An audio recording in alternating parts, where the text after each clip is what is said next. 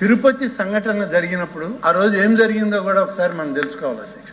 ఒకవైపు మంత్రివర్గ సభ్యులందరూ ఉన్నారు. ఆ రోజు తమరు కూడా వైకుంఠ ఏకాదశికి అక్కడికి వచ్చి ఉన్నారు. తర్వాత సెంట్రల్ మినిస్టర్స్ వచ్చి ఉన్నారు. ప్రతిపక్ష నాయకులు వారు కూడా వచ్చారు అధ్యక్ష. ఏ విధంగా వచ్చారు అధ్యక్ష? చనిపోయిన శవాలు అక్కడ ఉన్నాయి, క్షతగాత్రులైన వాళ్ళు ఉన్నారు. వాళ్ళు మాకు దైవ దర్శనం ఇప్పించండి, మేము చూసి వెళ్ళిపోతామని కొంతమంది ఉంటే వాళ్ళని పంపిస్తూ ఉన్నాం అధ్యక్ష. పంపిస్తూ ఉన్న సమయంలో ఒక దాడిలాగా జరిగింది అధ్యక్ష. స్విమ్స్ హాస్పిటల్ దగ్గర ఏ విధంగా అధ్యక్ష పరామర్శించేది?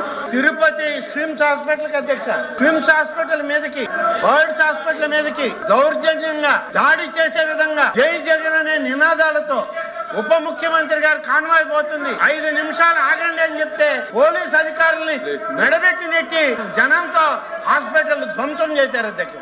ఎవరికి చెప్పాలి అధ్యక్ష? ఇది ఉప ముఖ్యమంత్రిని గౌరవించరు, ముఖ్యమంత్రిని గౌరవించరు, రాష్ట్రంలో కేంద్ర మంత్రులను గౌరవించరు. ఏం పరామర్శ అధ్యక్ష? ఈ పరామర్శ అధ్యక్ష, పరామర్శతో దౌర్జన్యం చేయడానికి వస్తారా?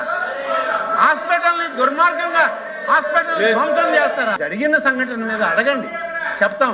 అంతేగాని ఏదో ప్రభుత్వం తప్పు చేసిందంటే తప్పు చేసింది అధ్యక్ష, చెప్తాను వినండి. ఏం తప్పు చేశామో చెప్తాను వినండి.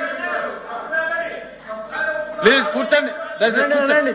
నేను కూడా చాలా చూశాను బాబు, ఇట్లాంటి 40 ఏళ్ల నుంచి మీలాంటి వాళ్ళని చూసి ఇక్కడికి వచ్చా. చాలు చాలా మందిని చూసాం మేము కూడా. మీరు మా దాంట్లో సగం వయసు లేదు మీకు.